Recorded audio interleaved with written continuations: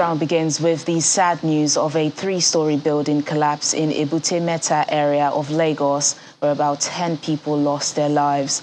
Emergency responders were able to rescue 24 people from the collapsed building, which occurred at 32 Ibadan Street, Ebute Metta area of the state. These are the first set of survivors discharged from the hospital after a physical examination. Now they have to go through counseling and other psychosocial help. Horrific start to the Muslim holiday. About a dozen people have been confirmed dead, 24 people rescued since operations started the night before.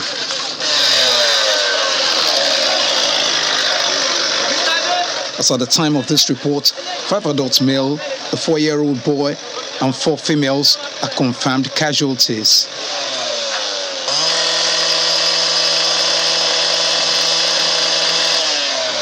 The state coordinator of the National Emergency Management Agency, Ibrahim Farinloye, says the rescue mission started as soon as they got the distress call at about 9:30 p.m. on Sunday. Before we got there, the community had mobilized resources to respond. And when we got there, we shared information, and at the end, close to 23 were known to us. But this afternoon, when the DPO came with the medical hospital, he confirmed that it wasn't 23 but 24. Several eyewitnesses say the residents knew the building was distressed but refused to honor a quit notice from the owners given months before. It's still a live site here at the building collapse scene in Ebute Metta area of Lagos, where emergency management officials are combing the rubble in their rescue operation. Already one too many and a familiar scene in the neighborhood. The Lagos State government says it will be pulling down some distressed structures. While the excavation of the debris continues, about 200 meters away, another 3-story building showing structural defects and already marked as distressed is still occupied. Come on, start telling them to move out immediately.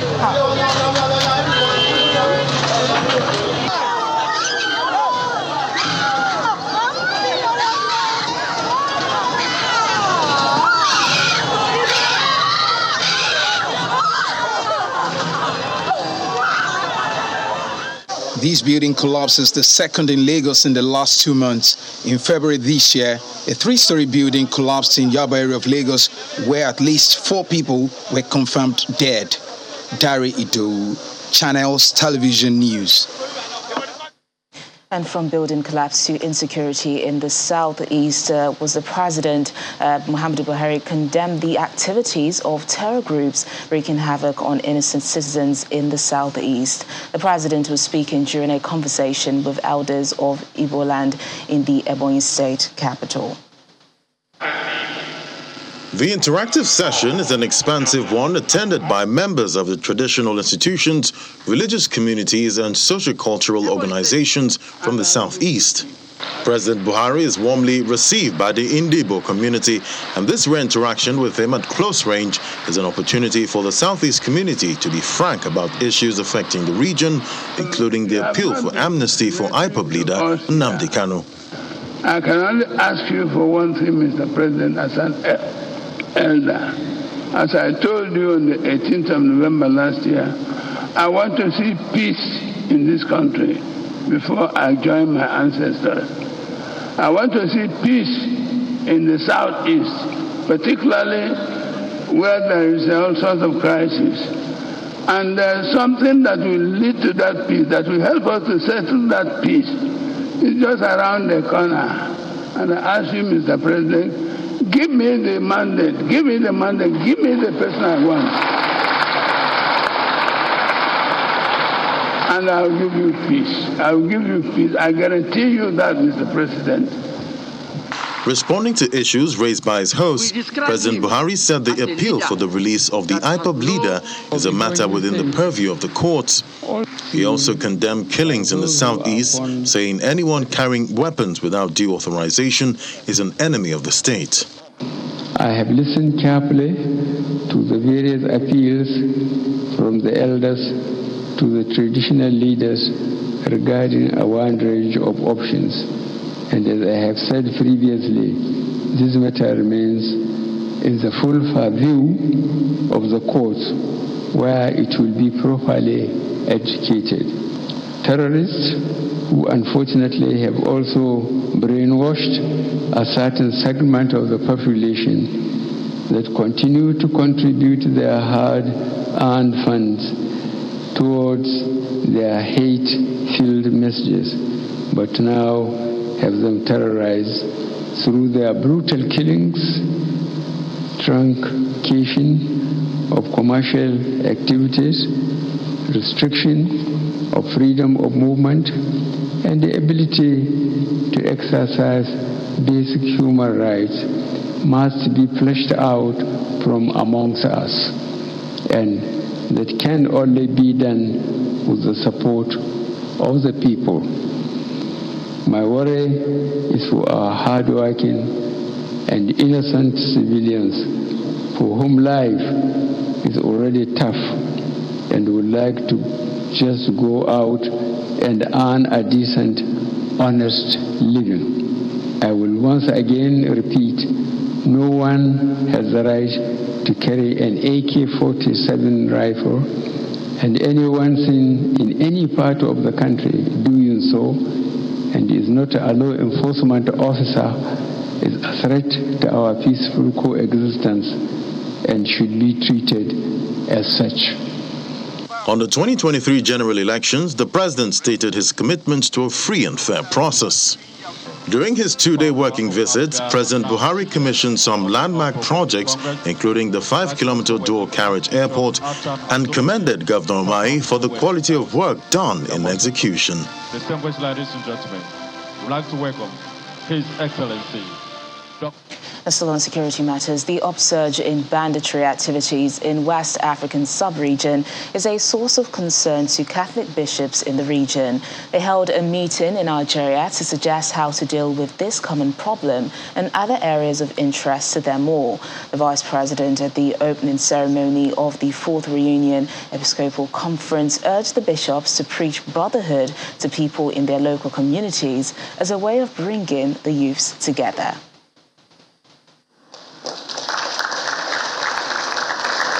This is the 4th Catholic Episcopal Conference of West Africa, a week-long meeting of Catholic bishops of each of the 16 West African countries, holding at the ECOWAS Secretariat in Abuja. Thank you so much. Previously held in Côte d'Ivoire, Ghana, and Burkina Faso, this edition has in attendance both religious and political leaders, and conversations here are focused on the teachings of brotherhood.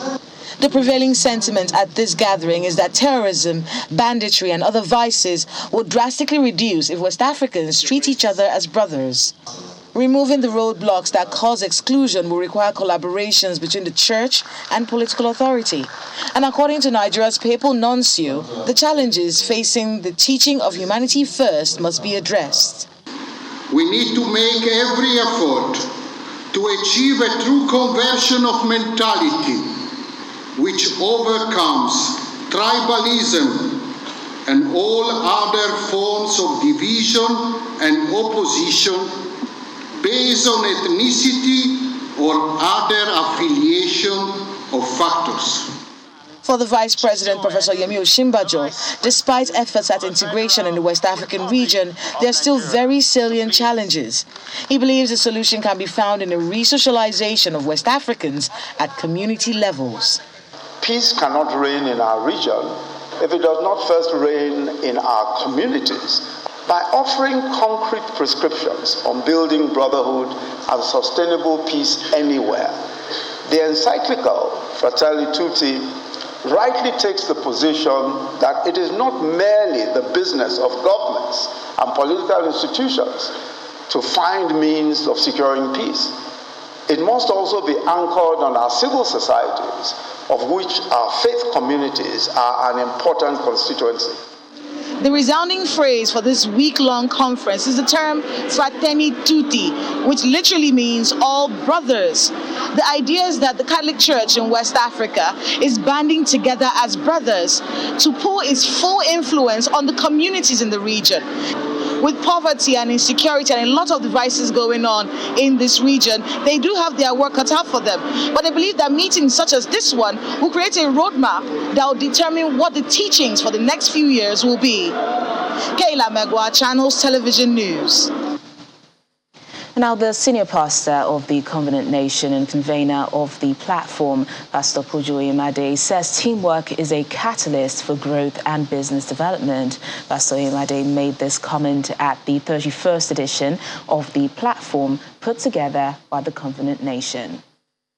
Thank you so much for joining, whether you're in the live audience or you're joining us from your home. This is the first time since COVID-19 struck that aspiring and established entrepreneurs, business leaders, and professionals, amongst others, have converged on the Covenant Nation Church Auditorium in Igomu, Lagos, for the 31st edition of the platform. So let us play it at night. The platform May Day edition, now in its 15th year, is an event designed to facilitate growth in the areas of personal capacity, productivity, and national development. And the convener, Pastor Pojo Imade, started by expatiating on the theme of the program, where he listed teamwork as a major catalyst for organizational growth. So the first law here in leading an organization to making it more impactful and effective is that you win as a team or you lose by default. In other words, if everybody within the organization are operating with their own individual talents and skills without having a corporate vision and operating as a team, that organization will lose. Pastor Poju notes that besides a long list of how to build a team, the first place to start is to provide a vision. When God said man was one, wasn't when they were all speaking the same language, was when they had a clear-cut objective and vision that was right before them. So you unite the hearts of people by giving a clear vision, something beyond, the ordinary, and then the imaginative abilities we saw there of people within the organization. Now it begins to work and creativity starts happening within that assembly. This year's theme of the platform, which deals with how to build a successful business in today's economic climate, is expected to inspire entrepreneurs, business leaders, startups, corporate professionals, and leaders to defy the odds in building thriving businesses and a better nation. Vice President Professor Yemi Osinbajo has taken a step further in the realization of his presidential ambition by picking up his presidential form. The action was taken by Senator Kabiru Gaya, who obtained the presidential nomination and expression of interest form on his behalf at the Secretariat, Abuja. Also walking the talk to lead Nigeria is Pastor Tunde Bakare of the Citadel Global Community Church, who also picked up his presidential nomination form. Well, they're not the only ones picking up nomination forms. The former governor of Ogun State, Senator Ibukunle Amosun, has also joined the race. Senator Ibukunle Amosun and his wife arrived at the Yaradua Center, Abuja, where a crowd of supporters have converged as early as 8 a.m. Top politicians, captains of industry, the representative of the wife of the president, traditional rulers, friends and families are also in attendance. Now we acknowledge each and every one of you. Governor Kayode Fayemi of Ekiti State, who is also a presidential aspirant, is present as a show of solidarity. Representative of the... One after another, the guests give their testimonies on the personality and leadership qualities of Senator Ibukunle Amosun, describing him as an achiever, dependable and reliable. Senator Amosun is a person of courage, is a person of generosity, is a person who has demonstrated himself both in and outside government. We need a president that will build industries, that will make the light to come on. I believe in Senator Ibukunle Amosun. I believe he can do it. It's not a question of gainsaying. I believe he has what it takes, and I believe he can deliver. For Governor Fayemi, he and Senator Ibukunle Amosun share the same vision. He's not a manipulative person. He's not a disingenuous person. I've just been reading advanced copy of the speech that my brother will deliver later to this august audience. And I'm struck by the similarities to the speech that I also gave yesterday. It shows that we come from the same ideological orientation and that we believe ultimately in improving the condition of our own people. The event features cultural performances, including an Akwa Ibom cultural troupe made up of little children. Their display captivates Senator Ebekun Amosun as he joins them on the stage. For presidency. Then he makes his declaration. Today, I'm formally announcing my candidacy for the presidential ticket of our great party, the All Progressive Congress, and the presidency of the Federal Republic of Nigeria. I do so conscious of the immensity of the task that lie ahead in our country and the magnitude of the sacrifices that anybody who wishes to lead our country into the next phase must make. The two dominant goals of his ambition, he says, center on national security and economic development. Under my leadership, I will consolidate on the ongoing processes by broadening and deepening, and where necessary, rebuilding the all-encompassing, coherent and comprehensive security structure to confront the different facets of our national security concerns and achieve the different fundamental purposes of national security. Our efforts will be focused on a series of urgent tasks, including transitioning to a post-oil economy, building a modern, sustainable, and rapidly rising agro-industrial economy, becoming a globally competitive economy by taking advantage of the global development of technology and building a culture of innovation. Senator Ebekun Amosun was a two-term governor of Ogun State and a two-term senator, currently representing Ogun Central. He hopes with his promissory note delivered, he will be able to clinch the ticket of the All Progressives Congress when the party holds its primaries in a matter of weeks to come. Emperor Simon, Channels Television News. The United Nations Secretary General Antonio Guterres has visited Nigeria as part of his tour to some West African countries. Mr. Guterres' first stop was Maiduguri, where he proposed the reintegration of Boko Haram members who have surrendered their arms. He also visited President Muhammadu Buhari at the presidential villa, where he says the UN is looking forward to a peaceful and credible conduct of the 2023 elections. The United Nations Secretary-General Antonio Guterres arrives Maiduguri, the Borno state capital, on Tuesday afternoon as part of a two-day official visit to Nigeria. Received by the governor of Borno State, Babagana Zulum, as well as other government officials, the UN scribe proceeds to visit internally displaced persons at the camps. He also interacts with surrendered fighters and victims of Boko Haram insurgency. The United Nations chief illuminates his thoughts of Borno in a joint media conference. For him, this is a visit of solidarity with the victims of terrorism as he seeks solutions. Let's do what we have to do about humanitarian support to these camps, but let's try to find a solution for people. Yes, solution is to create the conditions, the security conditions, the development conditions for them to be able to go back home in safety and dignity. And the appeal I heard in the meeting I had with the displaced people was exactly, what we want is to go back. We don't want to live here. Appealing to the international community to understand Borno State from a different perspective, the UN chief asserts that the menace of terrorism can be tackled from the root cause. The way to address terrorism effectively is to provide not only hope, but a future of reality. I want to appeal strongly to the international community to understand Borno. I will be your advocate, Mr. Governor, your advocate within the international community, asking the international community to support and to invest in the Borno of hope. The UN Secretary General continues his two-day visit on Wednesday as he is scheduled to meet with the President Muhammadu Buhari as well as the Vice President Professor Yemi Osinbajo.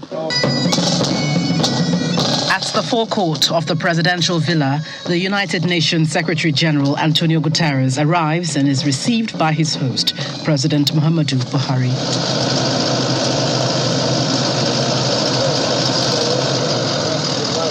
In continuation of his two-day visit to Nigeria, meeting with the president is crucial to advancing preliminary talks on the subject of insecurity and the humanitarian crisis in the northeast. After nearly an hour behind closed doors, President Buhari underscores in a media conference the implication of the solidarity visit. There can be no better assurance that the world is with us as we confront extremist terrorist organizations, hunger, and the enormous problems of dealing with millions of displaced people than this important visit. The subject of the forthcoming elections equally gained prominence in discussions between the two leaders. We discussed the importance of laying the groundwork to ensure peaceful and democratic elections next year and the full participation of Nigeria's women and young people in all areas. And we also discussed the government's measures to address security challenges across the countries. He also canvasses that developed nations ramp up vaccine support to countries in the global north. Channels Television also revived the question of Nigeria's request for a permanent seat at the UN Security Council. Obviously, this is a matter for member states to deal with, not for the Secretary General. I have no authority on that. But I consider that there is a growing consensus of the need to increase Africa presence, and it is entirely fair to recognize that there should be a permanent member of the Security Council from the African continent. Clearly debunking the huge sense of despair portrayed of Nigeria, the UN chief insists that terrorism can indeed be defeated by Nigeria, as he reminds that $351 million have been earmarked by the United Nations as part of its humanitarian response plan for the country. From the presidential villa, Gloria Umezuke, Channels Television News. A news round ends with the UN chief's visit to the United Nations House in Abuja. The UN chief laid a wreath in honor of the victims of the August 26, 2011 bomb attack that claimed at least 26 lives. Mr. Antonio Guterres, during his visit to the UN House Abuja, met with various groups, including women organizations led by the Minister of Women Affairs, Mrs. Pauline Tallen. Their mission is to solicit the UN support for more participation of women in politics in Nigeria, as explained by Mrs. Tallen after a closed-door meeting. The crux of our discussion ranges on women political participation, the hype of gender-based violence, the need for more women at the table, and the need for a global treaty against gender-based violence. The UN Secretary General was scheduled to meet with the religious leaders in the country, but only a former Catholic Archbishop of Abuja Diocese, His Eminence Cardinal John Onaikan, showed up for the meeting, which was also held behind closed doors. After all the meetings, Mr. Guterres proceeds to perform the wreath-laying ceremony in honor of those killed in a suicide car bomb blast at the UN House Abuja on August 26, 2011. More than 20 UN staff members, guards and visitors were killed and 60 others injured during that attack. The UN Secretary General assures of support to the affected families and the government of Nigeria. Today, the UN family stands in solidarity with the victims' families, as well as the women and men who work at UN House every day to serve and support the people of Nigeria. And we stand in solidarity with all Nigerians who have endured similar violence in their own communities. In our victim-centered approach, perpetrators must be held accountable. we remain steadfast in our commitment to support a peaceful Nigeria for all people. Mr. Antonio Guterres is the first UN Secretary General to perform this task since the unfortunate incident over a decade ago. Emperor Simon, Channels Television News. And that's News Round this week. Thank you so much for watching. I'm Tenyo Olashibuale. Enjoy the rest of your weekend.